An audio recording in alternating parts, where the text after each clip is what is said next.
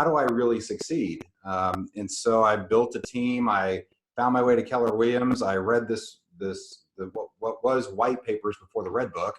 And I'm really good at just following proven systems and models, right? And I'm also really good at screwing them up. I'm really good at taking action, whether it be the right or wrong action, and hopefully fixing if it's wrong. So that led to an opportunity to buy my market center. It was struggling. And so I built the number one agent business in my board. We closed 245 transactions my last year, and I sold that business, not knowing there would be this thing called expansion later. So long story, really short, I've been involved in 15 different market centers as an investor, team leader, operating principal. I've been a regional director, an area director. Let's see, what else, Rebecca? I'm now currently the director of growth for Keller Williams International. I get to talk with Gary a lot, which is a fascinating journey in and of itself in leadership. And I couldn't be more blessed. 2008 is the reason why today is different. And what I mean by that is in 2008, I had a partner who was an accountant, and he believed that no money should be in reserves, no money should be in savings, that we should invest it all because you can make money on the spread, right?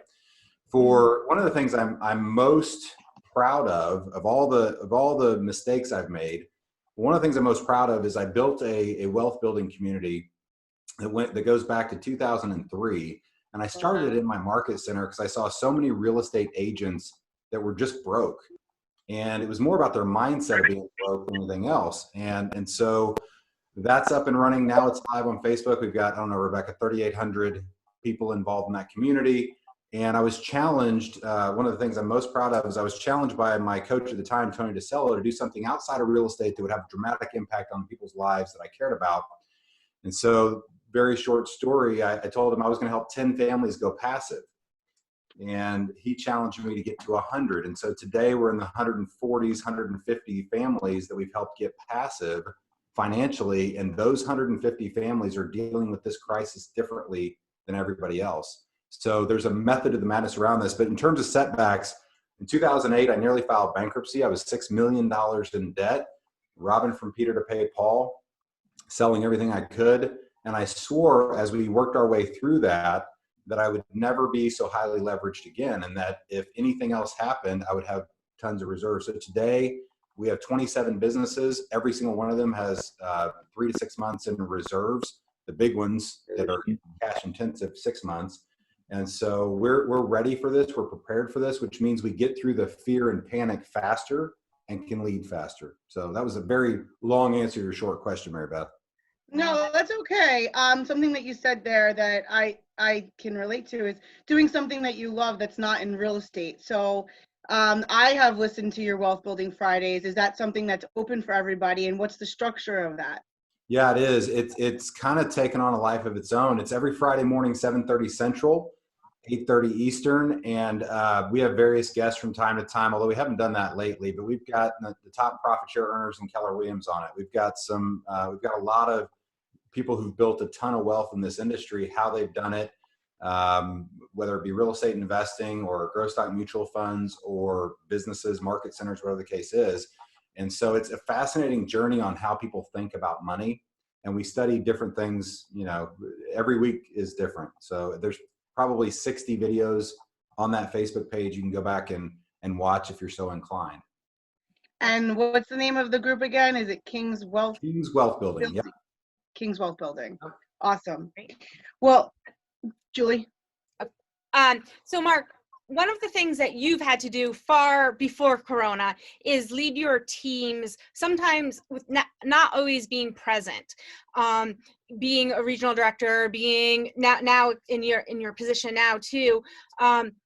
You've got 27 businesses. I'm sure you're not in them all every single day. So it's forced you to lead from a high level and without being able to see them, touch them, give them the high five, pat on the back. So I was hoping that maybe you could share with us how you evolved into being such a great leader from afar and some tips that maybe we could implement since we're being forced to. Well, and if I could add to that, I think that, Mark, one of your best attributes is your energy and your connection when we are in person. And so I think a lot of our leaders can relate to that, where, you know, your energy is necessary to be in the office and we want you to love on the agents. So how, to Julie's point, please. Well, both of you are extremely kind, and I would first argue that I don't believe that I am a great leader. I believe that I'm true, and I believe that I pour into my people. So, and because even the term "my people" makes my skin crawl. But when I say that, what I mean is, a couple of years ago, almost 4 years ago, I hired someone named Rebecca Rose, who is really the operations key to everything that we're doing, and we're in alignment. She's tough as nails. She's on this call. She helps me every day, and she's awesome. But what I realized in the moment of going through career visioning with her is I poured more into the front end hiring process than I had with anybody else, and it's paid off in spades. In other words, I was the person who would always kind of wander through career visioning or recruit select, whatever the path was. So I had finally, after several mistakes and what I'm going to call mishires, committed to the actual process. And so by doing that, I got into life story. I got into motivational interview. I would argue, like the scene from Aaron Brockovich, there's very few people that I interact with on a daily basis that I don't know about their children. I don't know what their big why is. I don't know, so it's real easy to motivate from afar when you're that connected and that in tune. I think the other thing is creating opportunities for people and then following through with that. There's nothing that I found that causes loyalty more than helping people succeed. And at some point, what you realize as a leader is it's not about you. And that's tough for high ego strength realtors like I have been, right? It's tough to realize that the way that you succeed is you have to succeed through other people. There is no other way. And so if it's all about you, you never quite become that successful. So I would argue that not being in person, that's, the coronavirus and before, nothing's really changed in terms of motivating, in terms of understanding what someone's, life story is, what got them to this point, understanding how they win, how you can help them win. But I will tell you, the unique challenge of today is just picking up the phone and calling somebody and saying, how are you doing? How are you doing? I had the amazing honor of interviewing Gary Keller and Mo Anderson yesterday on our national call. Like, what a crazy event that was. And my first question to Gary was, how are you doing?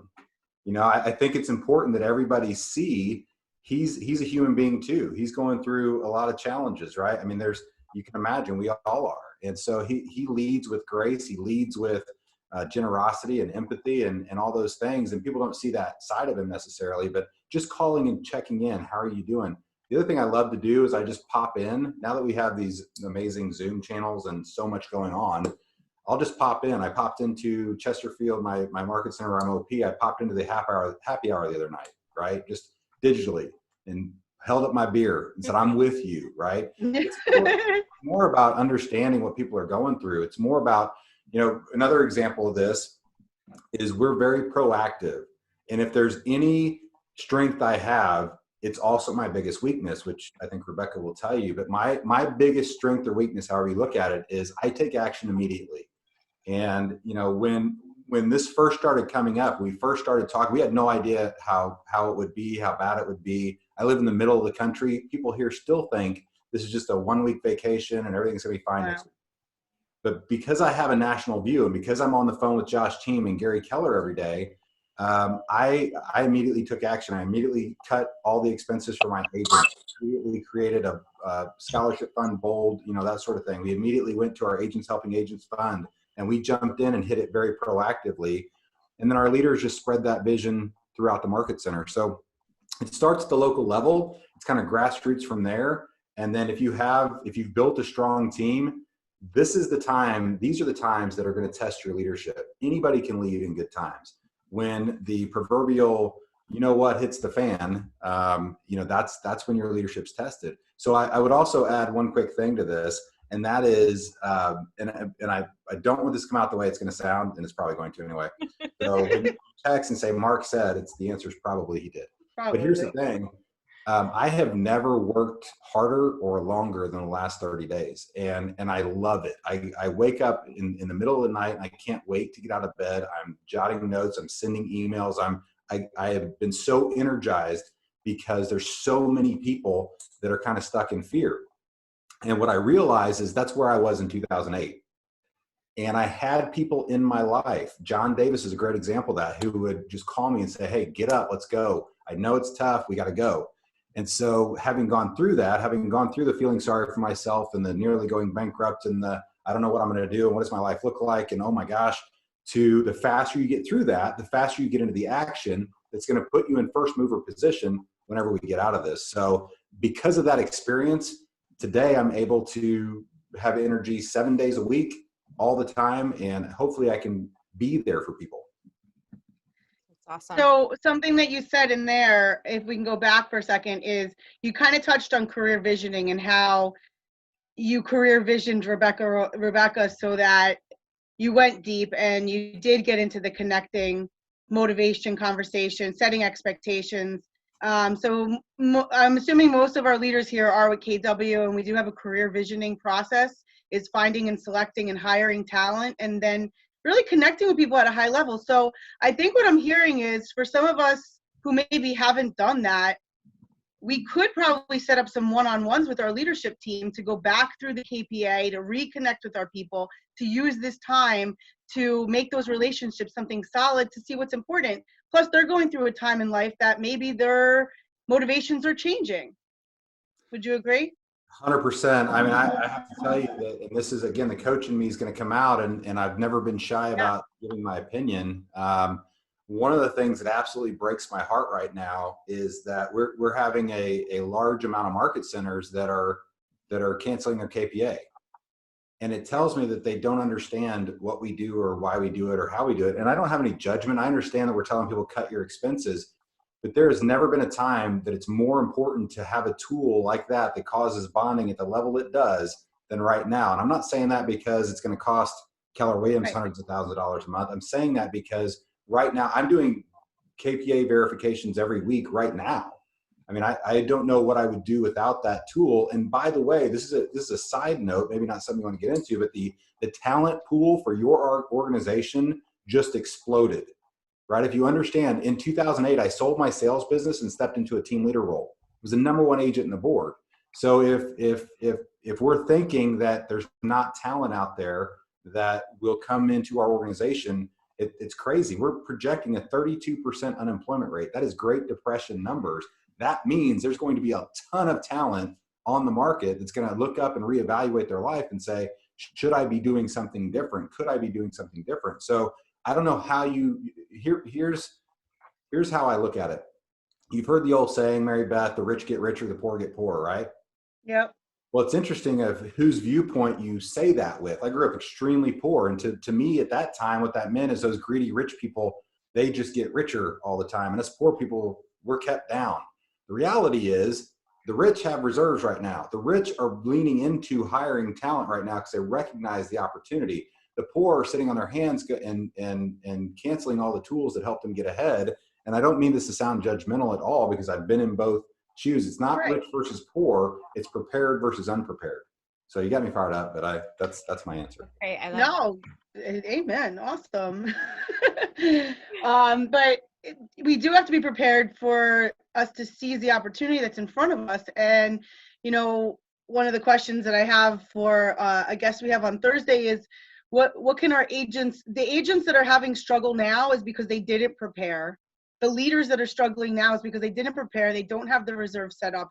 And so I guess I could ask you this question, because on your Fridays, what is one thing that our leadership could be doing to get through this time to create some income or opportunities? Yeah, let's talk about that in a couple different places. You know, one of the hardest lessons that I've ever been taught, and it's one of those things that hits you right between the eyes.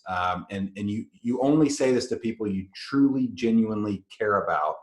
But when you hear it, it hurts. And that is, you are exactly where you are because of the choices you've made in life. And you say, but wait, bad things happen. There's external forces. And I couldn't agree more. Bad things have happened in my life too. A lot of them, right? And yet I can look back at my own decisions and tell you exactly why I am where I am, whether it's good or bad. And so from a coaching perspective, and remember, you would only say that to somebody you truly care about. And I've had to say that to many people. So what happens is, if you went through 2008 and quote unquote, we learned our lesson, you're prepared for today. If you didn't, then maybe today is your 2008. And here's what I would say: breathe. This too shall pass. And if we're not winning right now, let's learn from it so that we never find ourselves in this position again. That would be number one. In terms of income, this is something that, we believe in and teach and preach all kinds of things around this. Number one is multiple streams of income.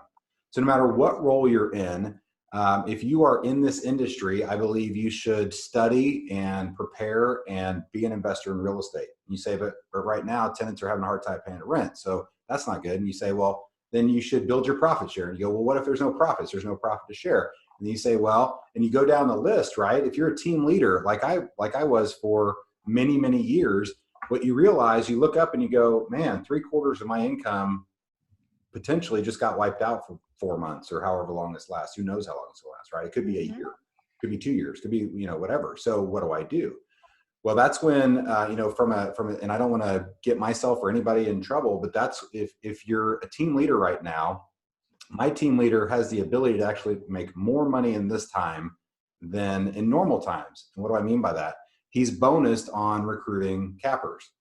There's never been a time where cappers have been more open to having conversations, Zoom appointments. There's never been a time where indies have been more accessible or open to talking to us. Gary Keller's removed all the red tape from recruiting. So from a team leader perspective, and breathe through this comment and understand how I mean it, I would be licking my chops right now financially, right? I mean, this is the moment where everybody's home, you don't have commute times, you're gonna have to put in the extra time and the extra work right now. Look at Gary Keller. The man is working his tail off. He didn't ask to step back into, working whatever number of hours he's working every day. And he's doing it because there's seasons in our life where we have to step back in, we have to plug in, we have to work our butts off, we have to work harder than in some other times. And so the people who are leaning into that, I think, have an opportunity to either to make additional income today or the future, where imagine this: if all you did was go break your own records of recruiting cappers as a team leader, for example, or if all you did was set up a record number of listings in this time because you had the time to do it, then you come out of this and you come out in a first mover position and you take off and you never look back. So I look at these times as you're going to have a lot of people paralyzed by fear. Yeah. And we're in a competitive industry, right? And so if half of the people, or whatever percentage you think it is, are going to sit on their hands and be paralyzed by fear, that means it's your time to jump in and take action. Yeah, I just got a text actually that Redfin just furloughed 41% of their agents. Yeah. So that just wiped out a whole bunch of competition for our agents. So the CEO, and we could go pick them up because they probably don't know what to do with themselves. The CEO just said that our agents are better off taking unemployment than being Redfin agents. Crazy. So crazy. Yeah. I don't need to say anything else. Yeah, Julie.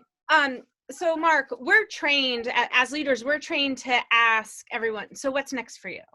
Mm-hmm. Mary Beth, what's next for you? Marc, Rebecca, what's next for you? However, how do we as leaders actually ask ourselves that question and self-discover what that answer is? I know this is not a Corona question. This is just a straight up, we want Marc's brain on this. Yeah. Next level. Yeah. So here's what I believe about opportunity, and here's what I've experienced. And maybe, the number of setbacks, if you haven't met me or heard me talk before, you may think that I just somehow ended up in some position. But the reality is I can add up all my failures and show you a direct path to success, whatever that means to you. And so I believe that the more you fail, the faster you succeed. Well, what does that mean? That means that in times like this, forget coronavirus, you're always looking for what's the next opportunity. And one of the challenges we have, it's human nature, is we go, I've been in real estate a year, I sold 3 million of houses, I've nailed this, what's next?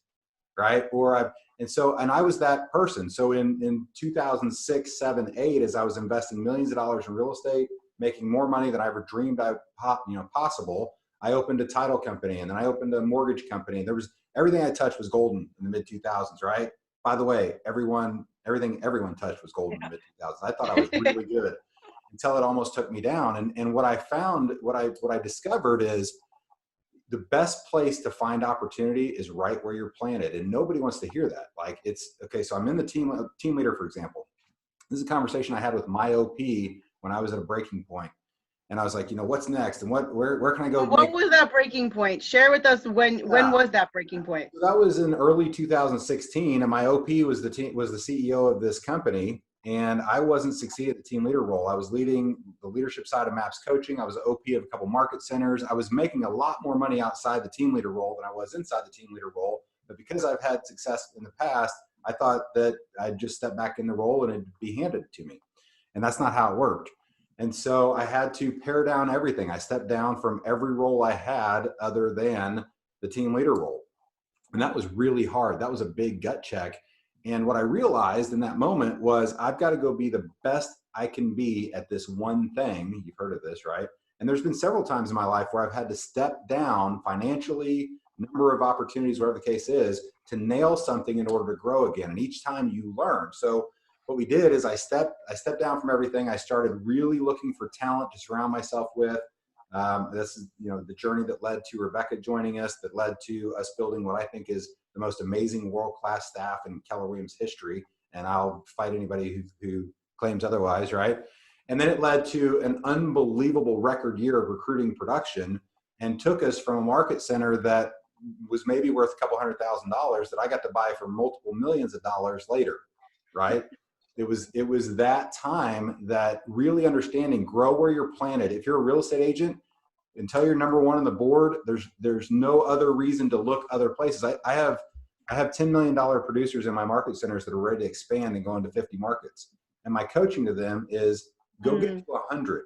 In your market, you can get to 100 million. Build your systems and models and teams so tight and build it through technology that it's duplicatable, scalable, and build resources on the back end.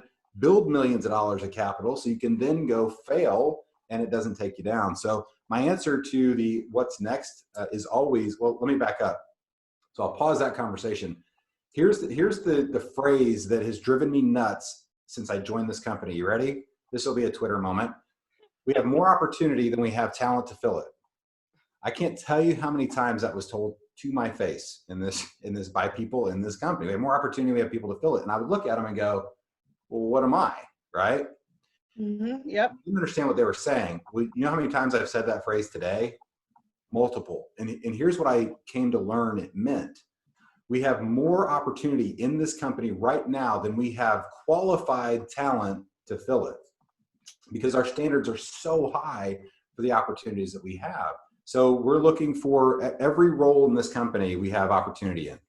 And so if I'm a team leader and I'm thinking about what's my career look like, I'm thinking, how do I nail this role so that if you're talent in this company, you can't hide, we will find you, right? And so what happens is I have on my board behind my computer here, I've got an entire bench I'm building for international talent for different roles, different positions we're filling. And so guess what? The next RDs that are hired are going to come from the team leader or OP ranks. The next, Keller Williams International VPs and directors are going to come from the team leader ranks. Like, this is the proving ground for those other opportunities. So what's next really depends on how you perform today. Great. I love that answer. And because we're the typical team leader that does the job at a high level does tend to get antsy, right? We have a little bit of ants in our pants. We want a little touch of this, a little touch of that. And yet we love leading. And I too have been given that advice of, grow where you're planted, build deep roots, do the job. When you're doing the job at the highest level, that's when your opportunities are going to come. And so whether you're a team leader, an assistant team leader, an OP, an agent, I would just say, to Mark's point, is identify what that one thing is that you need to kill it, and just kill it. And then who knows where it's going to take you from there, right? Well, and you also know that I've been pounding the drum of the millionaire team leader, right? So if we just focus in on the team leader role, and by the way, why not the millionaire MCA, right? Yeah. Why not? What is keeping team leaders from making $1 million a year? Now, I know that's not the definition of a millionaire, but for these purposes, the millionaire real estate agent, the millionaire real estate investor, the millionaire market center owner, the millionaire team leader, what does that look like? And so we've studied the people who've actually gotten over $1 million a year in income from the team leader role. And my hope is that if you're in the team leader role, it's the role you're in and the opportunity you're in my mind, shouldn't have anything to do with the money. Because if you nail the team leader role, you should be making the money you want to make. What happens is people end up doing a role at some level and they see other opportunities to make more money. So they spread their focus and go take on more things. So money and opportunity are two different things, in my opinion. If you nail the team leader role, you should be able to make whatever you want to make. Now, the challenge is, and I've been an OP who didn't understand this, so I have no judgment in this. The challenge is we have OPs, I've been one, who have the mindset of, I want you to make a lot of money and I want you to get ahead, just not ahead of me. Well, the reality is, right, that I've had talent in the team leader role leave me because I didn't have a big enough vision. I want our team leaders to make I want you to be a team leader for the rest of your career. I would be a team leader today if Gary hadn't called and said, you can't be a team leader, right? In other words, we have an opportunity for you, but also I don't have the time to be a regional director or to be a team leader, those sorts of things. This is a full-time job, but I would be a team leader today. That is my favorite role in this company. It is the same role, by the way, for the regional director. It's the same. I'm in a team leader role. It's just at a different level, right? So the opportunity is there. And I would tell you, if you're looking at the team leader role as a stepping stone to something different, we're looking at it backwards, right? The team leader role should be the role you make, whatever opportunity you choose. Awesome. Sorry, that's my rant. You hit on my rant. No, I love your rants, and really because when I got to hear you talk, I just was like, he's walked in the shoes that I've walked in, that every great team leader should eventually get to experience some of the things that you talk so freely about because you have experienced them. And so sometimes as team leaders, it's hard to take advice from an OP or listen to an assistant team leader and have them tell us what it should be like or what it's like, or an ALC member. And so I just thought you'd be a great voice for us to just, hear. If you're okay with it, I'd like to open up Rebecca's mic and just ask her really what it feels like to be inside of your world, because what you're saying is you're not doing this alone either. You didn't get there by yourself. Let me just say real quick that 100% of any success you may perceive, and you always look at someone from the outside in and go, they're successful, and whatever metrics you put into that, 100% of that has to do with the people I've surrounded myself with, right? Rebecca is the one that's visible, and she's amazing talent. She will tell you there are a lot of other people. I'm married to a world-class recruiter. There are a lot of people in our world that are world class. That's awesome. You've always said your team will make or break you, and that's so. Rebecca, you had a question for Rebecca? Yeah, I just want to know, if Marc career visioned you. I know I heard your story about why you took the job back when you took the job. If you could share for our viewers why you took the job, and then tell me a little bit, what has that experience been like for you? Because I would love to have a Rebecca in my world. And so how can we as leaders have these relationships? Yeah, we all want a Rebecca. First of all, not everyone wants a Rebecca. I am a problem most of the time. And not one person can run all of the things that Marc does. So there are a lot of people. I'm just the one person that is lucky enough to get to be there most of the time. And I get to spend the most time with him out of all those people, but I don't think I'm the one that contributes the most by any means. Career visioning for me set a stage that until I went to the career visioning class, people don't know that what you're doing is a system. They think, oh my gosh, this person really wants to get to know me, is making me know myself at a higher level. Even if I wouldn't have taken the job, career visioning would have been worth it. I learned so much about myself through career visioning. And then at the end, there's that question of, what are you going to do if we don't come together on this role? And I remember saying to Marc, have you lost your mind? You're clearly hiring me. Like, this is not, there's no, we don't come together on this role. We spent all this time together. And then I have not had a great track record of working. I normally either get bored or I get angry, and then I quit. And I've been lucky enough in my life that my husband keeps his jobs and makes good money. And when he comes home and finds me sitting on the couch and he says, "Did you quit your job?" I say, "Yeah, I got bored," or "Yeah, they made me mad." And career visioning helped set a foundation where Mark and I, it was like we'd already known each other forever. So when I would get a little bored, well, first of all, he's never boring. Something new always pops up. But on the few occasions that I've gotten a little angry, immediately we knew how to communicate instead of him making it worse or me making it worse.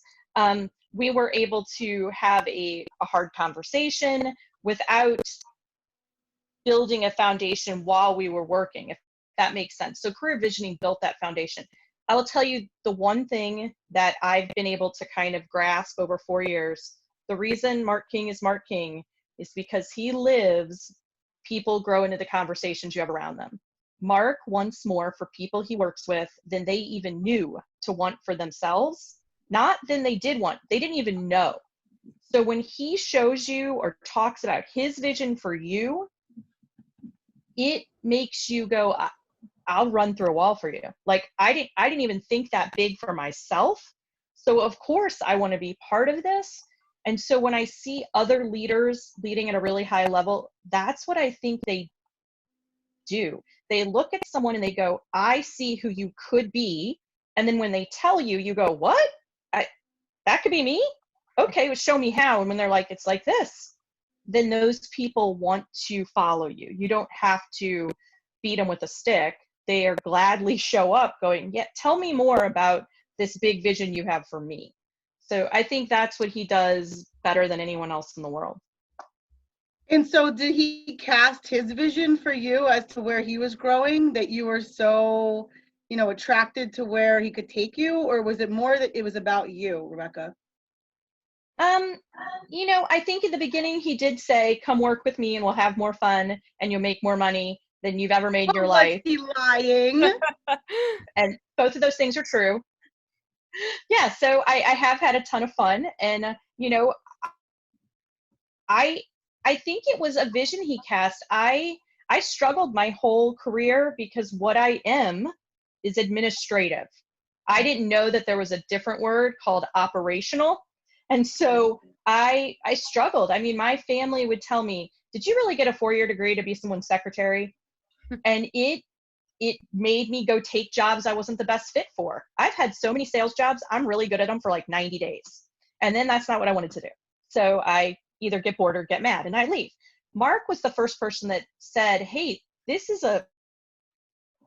you can lead this way. You can be who you are, but still have big success and not look at yourself as less than." It was my own problem. I just needed someone else to show me a bigger vision. That's great. Isn't it often us that are the problem? Always. Always. Everything in my life is my own problem. I'm here because this is where I put myself. Well, and so Mark said that is that right now we are in this moment because of choices that we made, whether we like it or not, and whether it was positive or negative. I own that. And if we want different, then we got to have different people around us for sure. We got to think about who we're spending our time with. And then we need to think for ourselves where we want to go. And what choices we're making. We've got, if anyone has any questions for Mark or Rebecca, feel free to put them in the chat. We do have one right now from actually a OP and a rainmaker of $100 million team, I believe. Bill Boswell asked, "What advice, Mark, would you give to agents specifically over the next few months to come out ahead?"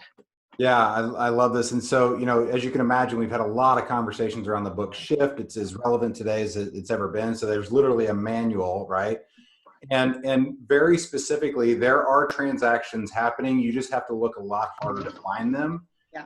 And here's the other way I look at this is we tend to make long-term decisions based on short-term situations, right? So I would love to see, I was talking to Gary the other day, and I said, you know, as an agent, there were several times in my early career where I went 4 months without selling a house. Like I knew how to survive somehow for 4 months without selling a house. Now, I don't, that was self-inflicted, right? But right now, there is so much opportunity to remargin your business to, I mean, if you ever wanted to blow up your business and start over, now is your time, right? The biggest challenge I face as a coach of real estate agents is actually getting them to build a database and communicate with it effectively. And the common comment I hear on that all the time is, if I just had a month to shut everything down and go start over and build my foundation, well, guess what? Your gift is here. Here you go, right? And you say, but I have to make money. And that's kind of, that is true. And it's a little more perceived in the moment. Like, we tend to think where we are right now is where we're going to be forever, right? Good or bad. If you make $1 million a year, you think it's just going to keep rolling in for the rest of your life. And whatever, if you have 0 sales this month, you think you're never going to sell a house again. It's human nature. It's understanding the long view. It's understanding that at some point in our future, we will come out of the current crisis. At some point, you know, we're going to go through what we go through, and we're going to come out on the other side. So really, the best that you can be doing right now specifically is building a stronger foundation. Get involved with your technology at the highest level. Get into command. If you were waiting for something, this is your moment, right? Get the Facebook lead generator ads going. We have a case in our market center where an agent was getting leads for 8 cents a piece.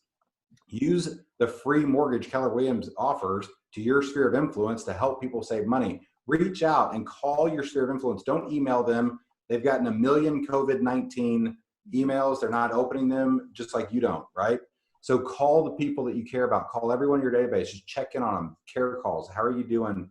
You know, I know that it's a crazy time. I'm a resource for you here. When we come out of this, I'd love to help you with any real estate needs you have. But right now, I just care about helping the community, right? Set yourself up to rebuild your foundation. So when we do come out of this, you get so many referrals, you can't handle them. Love that. That's awesome. Bill, hopefully that answered your question. We have perfect. Thank you, guys. Bill. Sorry, go ahead. Oh, I It said, says, oh, sorry. he said, hi, Bill. Okay. How you doing, Mark? Dana Cadena also has a question. It says, for those of us who are actively signing market share agents, what are a few approaches he's seeing work in these times after the how are you doing conversation? What are his thoughts on this from a director of expansion and growth? So if I could rephrase the question, is it how are we having the conversation to get market share agents to sign up, or is it what are we doing once they do sign up? I think it's approaching, like how to get the appointment. When you call, you start with a care call, and then where do you take it from there? Now. Thank you, Julie. So from a team leader perspective, it's the same, right? We're in the same role, whether we're looking for listings or looking for agents. And right now we want to be the safe harbor for you. We want to create that safe place. So this goes back to, it's really important that you go through your own mindset journey, whatever that looks like. You know, where are you on that early adopter scale? Are you still in fear and you're watching reruns of Gilligan's Island every morning because there's nothing else you could possibly do because it's not in your control? I didn't even know they still have that. I know. Fun fact, Gilligan's Island was only on for 3 seasons total. Nobody knows that. They think it was like 19 years. Anyway, so, or are you jumping in, taking action, and being the change you want to see? And if you've been through times like this, you're more likely to be jumping into action. If you haven't, you're like, oh my gosh, right? So in terms of getting appointments right now, it's never been easier. If you talk about Indy, it's never been easier. They don't have a path. You have the solution to help every single agent. And here's how I look at this. Our competitors are in different modes of helping their agents, right? Mm-hmm. And so we can't control what they do. What we can control is what we do for our agents. So it's over communicate. Here's my, and I have my list on my board, but it's lead and follow. What does that mean? It means, you know, you have to be a great follower to be a great leader. So who are you going to choose to follow in these times? I've chosen Gary Keller, right?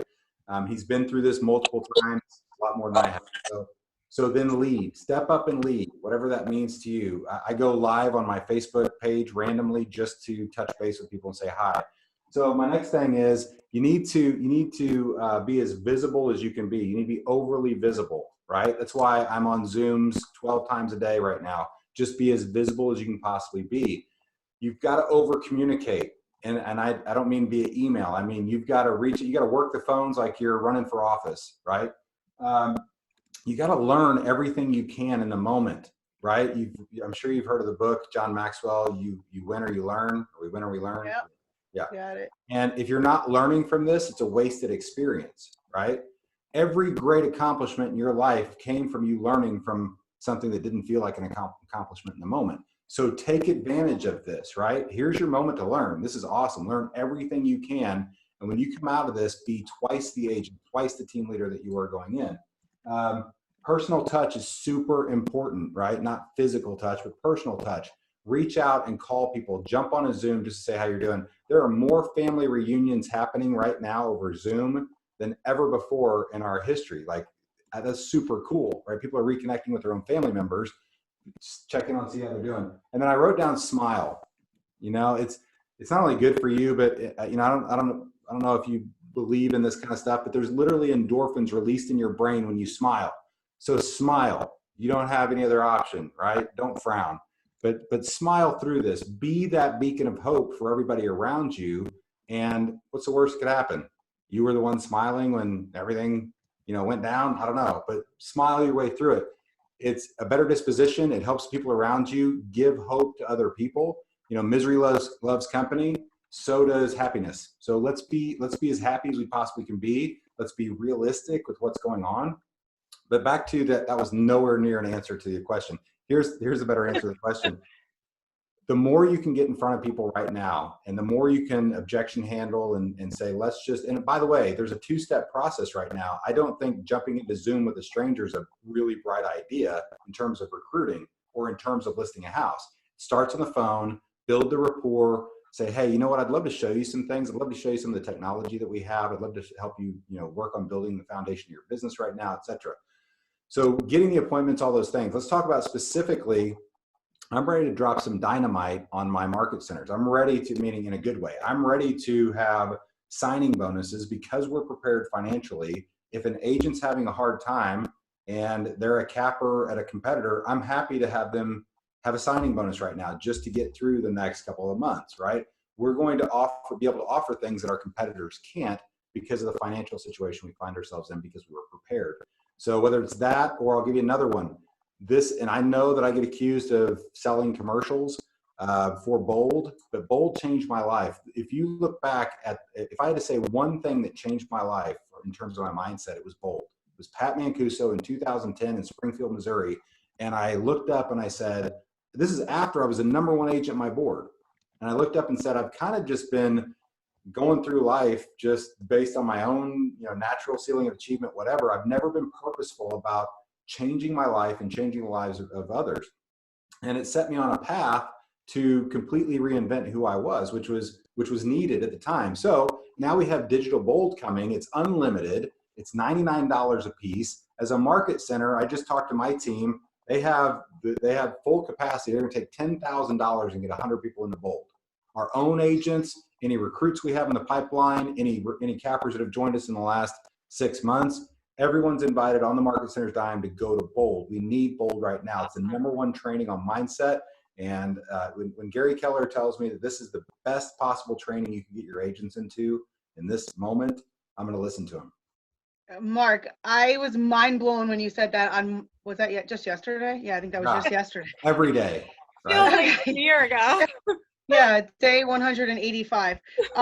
So yesterday when you said you're going to invest in your people in that way, I thought to myself, oh my gosh, this is brilliant, because if we were to take a few guests or even our own agents were to win some contest, take them to Mega Camp, family reunion, it's going to cost us easy hands down $2,500. Yep. So for the same investment that you're going to make, $10,000, you could take 4 people, or you could have 100 people inside Bold experiencing Bold. I mean, I personally have taken Bold 11 times. I also am a firm believer that Bold has shaped me as a leader. I've never been an agent taking it. I've jumped into AL's team leader in '08. And I just thought that was brilliant. As a leader, I think we need to go back to our OPs if we're not an OP now, or to design a plan on how much we will invest in our people in bold. And maybe it's not something that we have to give away. Maybe it's something that we take back the 99 on the first transaction. Sure. I mean, if we have to. I mean, and this is the conversation that if you could be a part of the private conversations Rebecca and I have around business, it would make you giggle a little bit because I'm a little silly. But I literally said the other day, I will unload every penny I have to my name to get our own people into bold. I don't care what it costs. This is the moment in time where we have the biggest opportunity to change people's lives forever. And I know how to make money. I'll be fine. You can take every dime I have. I've lived in a car. I am all in for helping people during this time. I'll tell you the other thing really quickly, side note, and this is something Gary said that just floored me. And he was talking to Jason Abrams, but he was talking in a way that he was letting all of us know he was talking to us, right? And he said, right now is the time to just give away everything you don't need, right? Yeah. Right now is the moment you can go help people. You can, get rid of everything. This isn't a time that you need to go sell everything on eBay. If you're fortunate enough to have extra stuff, go give it away. Be a blessing to someone. One person's treasure is another person's trash, or the other way around, whatever it is. And in that moment, by the way, this is a billionaire who's talking about unloading his last dime to help people. So it's infectious, and there's no reason we shouldn't have 20, 30,000 people in bold, which is going to be an unbelievable, unprecedented opportunity for us to help our people. So I know it sounds like a commercial, but usually you get paid for commercials. You're not paying $10,000 for commercials. Yeah. And I believe that starts in May, right? I believe it's 2 days a week, and it's May 5th. Yep. 4 weeks or so. So, I mean, I don't know if anybody else has any plans for the month of May. I'm pretty sure we're all available. I'm going to take that and run with it. I'm going to talk to my leadership team and see how we can just, activate some of those $99 registrations. Sean Annan also said something kind of clever here. He's one of my ALC members. You are not recruiting them, you're rescuing them. Oh, that's so good, Sean. I say amen to that. Yeah. He's smart. Fun.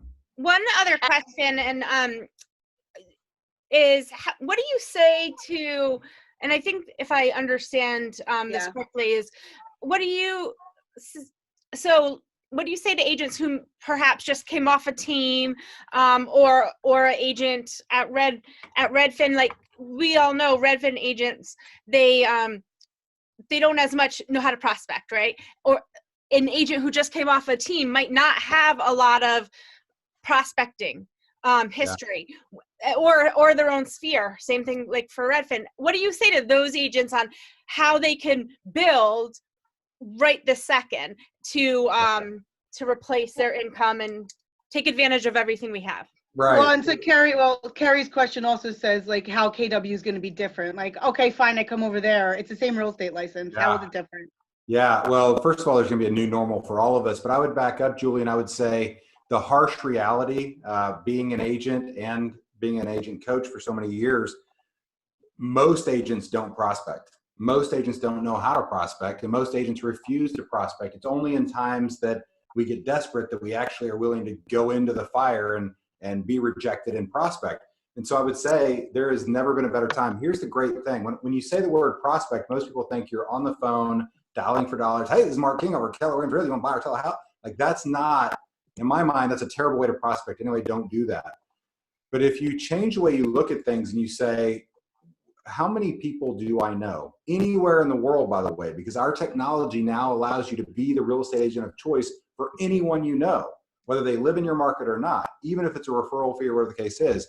So you have nothing else to do right now but to be making calls, checking in on people, checking in on their families, asking how they're doing, letting them know, hey, I'm still working. I want to be a beacon of hope for the people around me. I'm not going to let this get me down. We know we're going to go through a couple tough months, but I'm working and I care about you. And if there's anything I can do to help you, we have Keller Williams offices around the world. We have Red Day coming up. We are one giant family and we are here to help you. So right now, if you're in real estate, whether you're on a team or you came from Redfin or you don't prospect, take prospecting away from it. And I want you to imagine that all you're doing is calling. Quick story. When I was in Branson, Missouri, one of the 7 places I lived in 7 years building Keller Williams offices. We had a tornado come through, went right down the strip, if you've ever been to Branson, and it wiped out building after building after building. And so immediately I was on the phone with our 125 agents there all day, dialing for dollar. How are you doing? Are you okay? How are you doing? Are you okay? Have you heard from Mary Beth? Has Julie checked in? Are you doing right? That was crisis mode. Really what that was prospecting, right? That's all you have to do right now is call. We're in a crisis. And if there's any advice I could give is, Gary said it yesterday, it's we want to prepare for the worst, hope for the best. Well, what that actually means is you work as if it's the worst, right? Hope is not a strategy. So we're hoping we're delighted that it's not as bad as we think. But I'm absolutely, and I've told Rebecca and my team this, we're planning on making $0 for the rest of this year in any business. We're planning on making $0. So we're going to work as if we have to work our tails off just to make $0 and survive this year. Now, here's what happens. When it doesn't turn out to be that bad, we are so far ahead of all the competition, they can't catch us. So I would say, get out your Rolodex, get on Facebook, get on Zoom, start hosting your own Zooms, go to the internet and find out what the quirky, game you can create for your kids is during COVID-19 lockdown, and then go share that with your sphere of influence, right? I mean, there's so many things you can do right now. It's just be visible, over communicate, lead through this, be a resource, be a beacon of hope. And it doesn't matter who you are or where you came from. If you know people, you can do that. Here's the second piece, Julie. When you show up this way, you're going to be asked to be a part of other communities. Like this week, I get to do this call with you, right? And several others where I get to meet people that I've never met before. I get to say hi to people that I haven't seen in a long time, right? And so I'm using your network right now to get my message out and say hello to people, right? This agents do the exact same thing. I would be calling every vendor who touches a real estate transaction in your area. They're all hurting too, and they're about to be. And I would say, hey, I want to make sure that I can get in front of every single one of your clients and let them know that I am still working. I'm here as a resource. I'm here to help them. When the rest of the industry goes to sleep because they're in fear or paralyzed, I'm here to help. If you did that with every vendor in your area, you will be the #1 agent in your market when you come out of this. Wow. So I have to say, I just want us to know that could be boring, right? And that's where agents get bored. It's like, well, I don't see the checks coming. I don't see the deals getting put together. Leaders, I don't see the agents joining yet. And I think this is where our patience is going to have to kick in. This is going to be a very trying time for patience, consistency, and just loving on your people. Well, what does Gary Keller say about being bored? I think he says major success comes through repetitious boredom. I believe that's. You can't get there any other way. And Rebecca will tell you, I am a squirrel. Without systems and models and her reminding me I need to do my job, I'll be bouncing around doing all kinds of different things because I get bored really easy. The only path to success is through boredom. And I hate to say that, but you can pick anybody you think is successful, and the old Michael Phelps story, well, he won more gold medals than anybody. Yes, and he was in the pool 6 hours a day working on his stroke over and over. If you don't think that was boring for 10 years to get in the pool for 6 hours a day and do the same thing, it doesn't matter what you do to get to high levels of success. You've got to get super boring.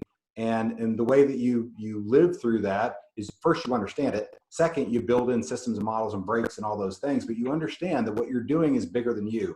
If you haven't read Infinite Game, I would go read that book, because that is a documentary on what Keller Williams is and how we're playing the long view, the game. It's about protecting the industry and surviving as an industry rather than Keller Williams winning. Now, the byproduct of us living that way is Keller Williams gets the win, right? So you look at the same way from an agent position. Your whole job right now is to help people. It's your whole job, and the referrals will come in spades if you do that. That's great. Mary Beth, if it's okay, we've taken up so much of Mark's time. Yeah. I feel bad. I was waiting for Rebecca to hop in and say, all right, time's up. Does Rebecca have anything to add? Yeah. Anything that we're missing? No. Marc, is there any one last thing that you want to leave us with? Yeah, I would say that several things. Hopefully this was impactful for you. Invest your time wisely right now, and there's a ton of education out there, et cetera. But I think if we were to recap, the most important things is no one succeeds alone. You have to build a world-class team around you. Um, you have to understand that the people who are in action today are going to win, regardless of what that action is. So jump in, get messy, make mistakes, and you're going to win. The only way you don't win is if you just sit back and don't learn. So I would say I truly mean it when I say I love you all, and I'm so excited about what the future holds for us. This is going to be a little rough patch. Yeah. And we're going to look back at this the same way we look back at 2008 if you were in this business at that time. And when I was going through it, it was hell. It was horrible. Today's going to be like that too. Just buckle up. We're going to go through it together, and we're going to be resources for each other, and we're going to make it. So my favorite story, and this is kind of how I live my life, my favorite story around times like this is the bear in the woods. And you've heard it a lot, and I'll repeat it as we close. So two guys are walking in the woods, Mark and Rebecca. I should say two guys. So Mark and Rebecca are walking through the woods. And suddenly a giant grizzly bear comes out of the woods, right? And says, "Arr." And immediately Rebecca drops to her knees, starts tying her tennis shoes. And Mark looks over and goes, "What are you doing? You can't outrun the bear." And she looks at me with a wry smile and says, "I don't have to outrun the bear. I just have to outrun you," which, by the way, she could. So that's my favorite story, because here's what happens. Everyone's in the same boat with this. This is not just happening in Manhattan. This is not just happening, to some socioeconomic. This is everyone. So you have to be prepared for times like this. And that's what wealth building is about. That's what cash reserves, all that stuff. But what happens is all you have to do is be ahead, and you get to win. Here's the other thing. There's never been a downturn like this that people like Gary Keller haven't come out way ahead on the other side.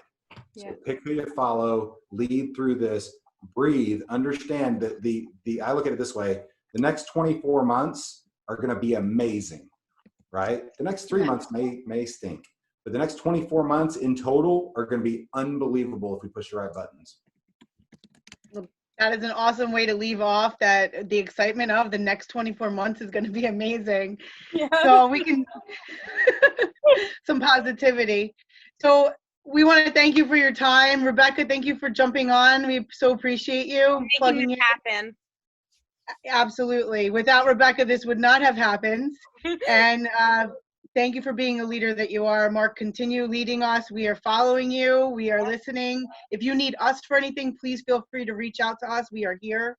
And guys, we'll stay in touch, and we'll post this as well so people can revisit some really, really awesome messages here today. You guys are awesome leaders. You're doing the work. Thank you so much for all you're doing. I appreciate all of you. Let's go win.